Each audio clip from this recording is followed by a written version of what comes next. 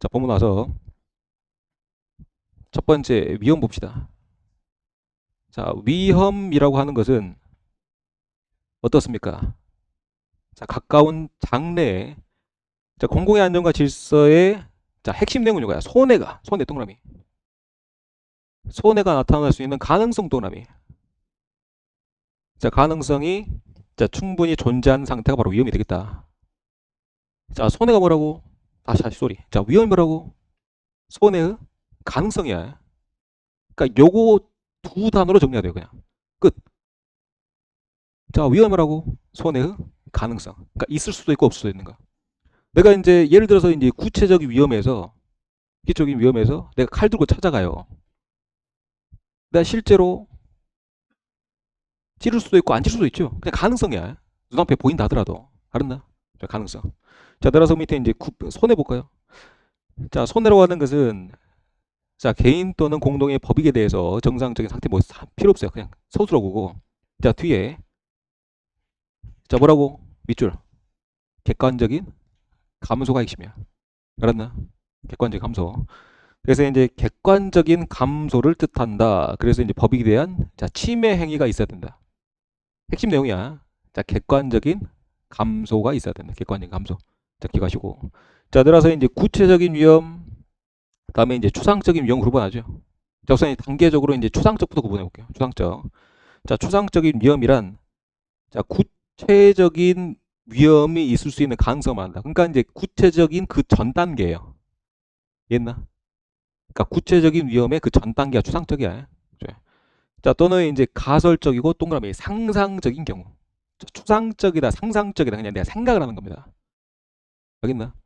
그래서 이제 생각을 하는 단계가 추상적 위험 단계고, 자, 두 번째 그 위에 가서 구체적인 위험이란 가까운 장래, 자, 가까운 미래 밑줄, 가까운 미래에 손해 발생에 동그라미 충분한 가능성이 있는 경우. 알았네요. 자, 구분되죠? 그죠? 그래서 이제 자, 추상적 위험은 자, 구체적 위험의 그 전 단계를 할 수가 있다. 그래서 이제 위험이 있을 수 있는 그 상상적인 단계다. 그냥 생각만 하는 것이다. 자, 그리고 이제 구체적인 위험은 아주 가까운 미래에 손해가 발생할 수 있는 아주 충분한 가능성이 있는 것이다. 이게 이제 구체적 위험 되겠다. 알았나? 근데요, 이게 반드시 추상적 위험부터 시작하는 건 아니야. 구체적 위험부터 바로 손해로 발전할 수 있어요. 예를 들어서 이제 층간소음에 시달리던 내가 그냥 평소에는 가만히 있다가 그냥 뜬금없이 망치 들고 찾아갈 수 있잖아. 이해했나? 바로 구체적인 위험이 나타날 수 있다는 거예요. 그랬나? 정리하시고. 자, 내려서 이제 자, 위험의 인식 보겠습니다. 자, 여러분들이 구분해야 되는 게 요거는 위험과 손해에 대한 구분이고, 그 밑에 이제 위험의 인식은 바깥에서 이렇게 이제 위험을 바라보는 사람이 위험을 어떻게 인식하는가에 대한 구분이에요. 개념 자체가 이제 구별되는 거야. 알았나?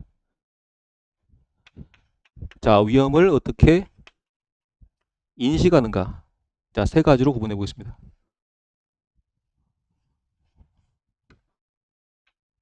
자, 위험에 대한 인식은요.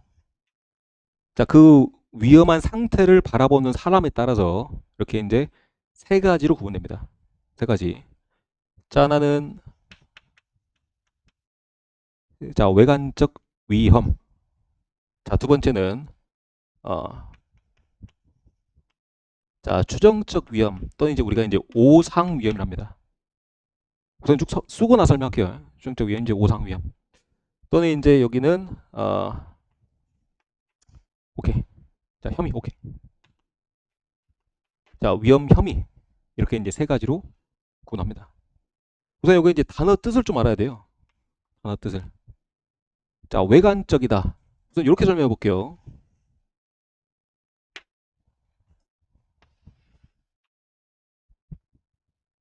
요거 이제 제가 이제 빨간색을 밖에서 보는 이제 껍질이라고 있습니다. 껍질, 포장지.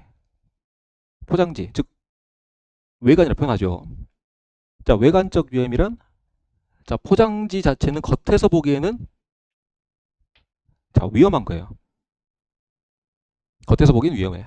근데 실제로 이제 그 포장지를 뜯고 안에 내용물을 봤더니 실제로는 내용물 자체가 위험하지 않은 거예요. 그러니까 추상적이죠, 좀. 여기 이제 여러분들이 이해를 돕기 위해서 이렇게 설명을 드리겠습니다.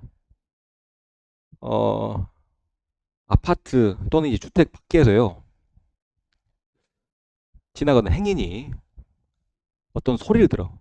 아파트 안에 또 이제 주택 안에서 비명 소리를 막 두드러 패고 막 던지고 막 비명 소리 나고 막 소리 나고 어떻게 경찰에 신고하겠죠. 안에서 뭔가 이제 폭행 현장이 발생하고 있어요. 뭔가 이제 사람 찌르는 것 같아요. 출동할 거 아니야. 그럼 경찰이 왔어. 경찰이 여기 문 앞에 있을 거 아니야. 경찰이 문 앞에 있어. 근데 경찰도 똑같은 소리를 들어. 막 소리 들어. 어때 그럼 이 경찰은 판단을 위험하네라고 판단 들어갈 거 아니야. 자 들어가 봤더니 문 안에 들어갔어. 예, 초록색이죠. 빨간색 문, 빨간색 포장지를 까고 들어갔어. 자 들어갔더니 영화였네. TV 소리를 뭐 이제 떠나가라 틀어놓은 거야. 그 영화가 막 이렇게 뭐 누구 두드러 패고 막 이렇게 막 그 스릴러 영화였어.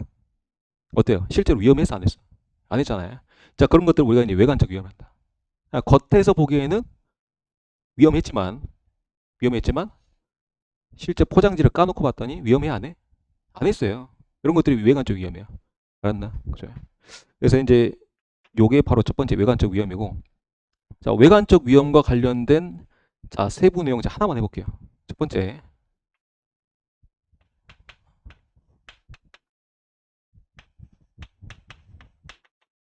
자 사려 깊은 판단이라고 하는 것은 자 객관적으로 생각했을 때 이런 표현이에요. 자 사려 깊다. 자 정말 꼼꼼히 생각했다 이런 표현이야. 꼼꼼하게 이렇게 이제 주위도 다 살펴보고, 자 정상적인 인간의 사고 아래에서 이렇게 이제 판단을 했음에도 불구하고, 자 사려 깊은 판단에서 이제 위험이라고 판단했습니다. 객관적으로. 근데 두 번째, 자 실제로 위험이었어 아니었어? 아니었죠.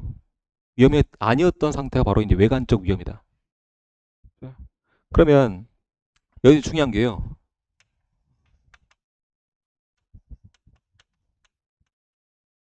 자 그러면 이제 이때 이제 행사했던 이제 경찰권 행사가 있을 거 아니야.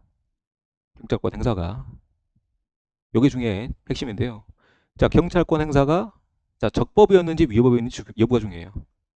자 이때 이제 뭔가 밖에서 봤던 경찰이 자 위험하다고 판단했으니까, 자 문을 부시고 들어갔던 열쇠공을 해서 이제 열쇠를 따고 들어갔을 거 아니야.